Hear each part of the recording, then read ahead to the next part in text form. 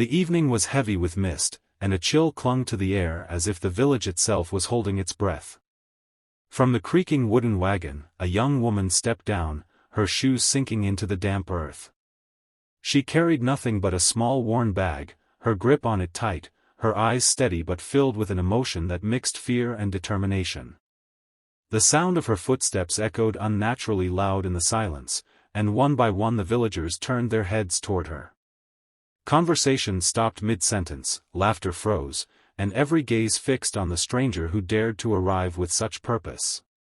A few children clung tightly to their mothers' skirts, peeking out with wide, frightened eyes.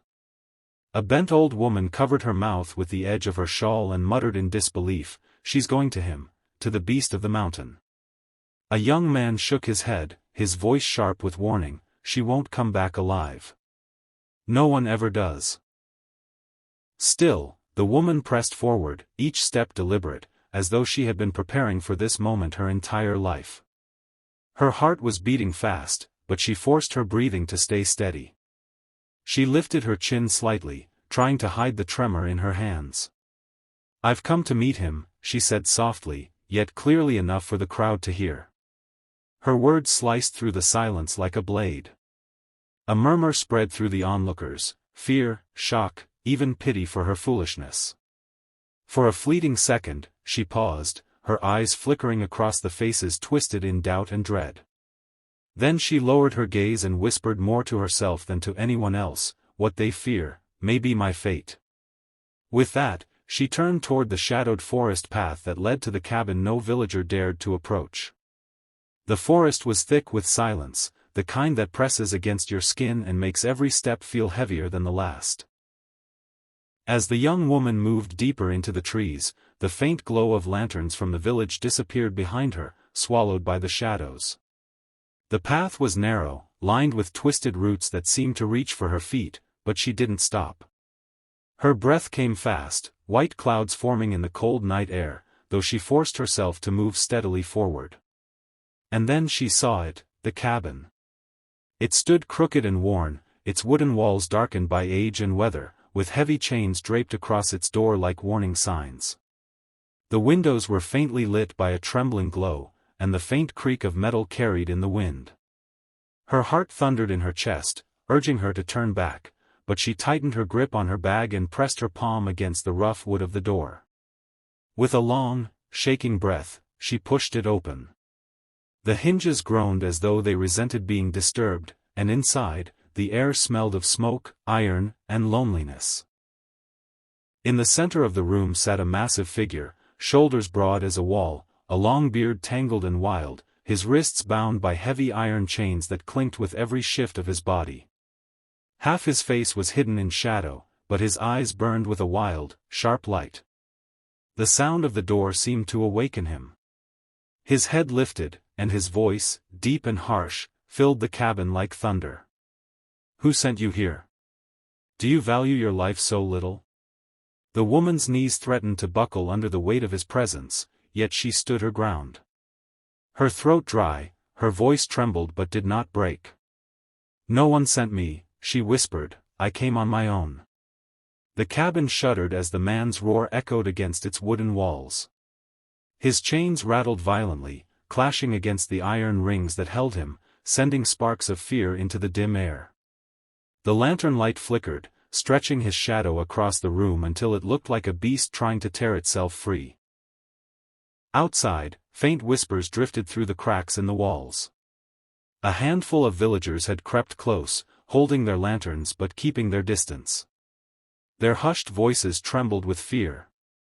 "He'll kill her, no one can survive him," one muttered. Another hissed, "She's sealing her own fate." The young woman's heart hammered, but she didn't step back. Her palms were clammy, and her knees quivered, yet her eyes remained fixed on the chained man. He growled, his teeth gritted, his chest heaving with fury. "You think I'll spare you? You think you can tame the monster they caged here?" His words dripped with venom, but beneath the rage was something else, an echo of pain, of years spent in darkness and solitude. Tears welled in her eyes, threatening to fall, but she swallowed the lump in her throat and spoke through the tremor in her voice. I am not afraid of you." Her words hung in the air like fragile glass, yet they did not shatter. She stepped closer, her shoes creaking against the wooden floor. The man froze, his fiery eyes narrowing as if searching her face for the lie. But there was no mockery, no fear, only truth and sorrow.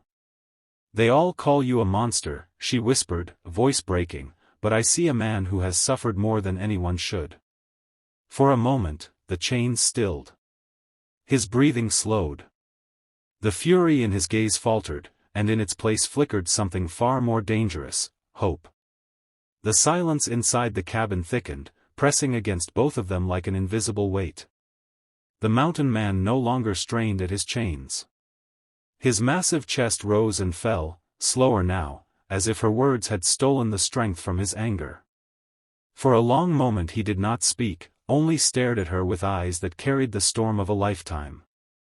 His voice, when it finally came, was quieter, almost broken. "You think you know me? You think I am anything more than the beast they chained here?" His gaze dropped, and for the first time, the fury in his face cracked, revealing something raw and human beneath. The young woman stepped closer, her hands trembling but her resolve unshaken. Tears spilled freely down her cheeks, glistening in the flicker of the lantern. "I didn't come to tame a monster," she whispered, her voice thick with emotion. "I came because I see you, not the chains, not the fear they spread about you. I see a man who has been left alone to rot, punished for sins that may not even be his." Her words trembled, but they carried a strength the man could not ignore. His jaw tightened, and his eyes shimmered with unshed tears. A single drop escaped, slipping down into his beard. He turned his face away as if ashamed to be seen so vulnerable. "Why would you throw your life away for me?" he asked, his voice hoarse, each word weighed down with disbelief. She took another step, leaving only a breath of space between them. Her hand hovered, not quite touching him, but close enough that he could feel her warmth. "Because I will not let you die forgotten. Whatever the world thinks of you, I choose differently. I choose you."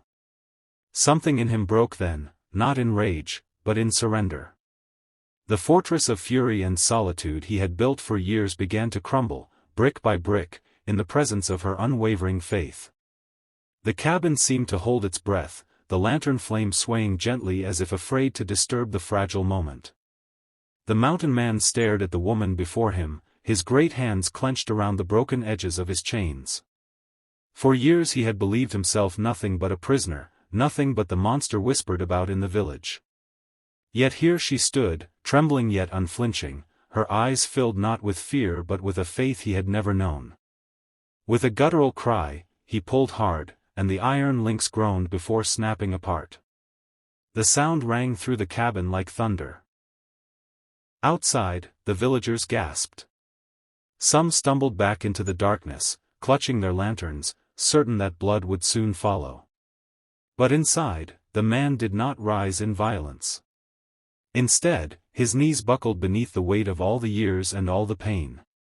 He sank down before her, a giant brought low not by force, but by the simple, shattering power of love. Tears streaked his weathered face, carving paths through the dirt and the years of silence. His voice cracked, softer than she had ever imagined it could be. "All my life they chained me because they feared me. They called me a beast, a curse, something unworthy of kindness. But you," his head bowed, and his trembling hand reached toward hers. "You looked at me and saw a man. You gave me what no one else ever dared, hope." The woman bent down, her small hand slipping into his rough, scarred palm. Warmth passed between them, fragile yet undeniable. Her lips curved into a smile through her tears. "You are free now," she whispered. "Not because the chains are gone, but because you are no longer alone." For the first time, the cabin glowed not with fear, but with a quiet, unshakable promise of a new beginning.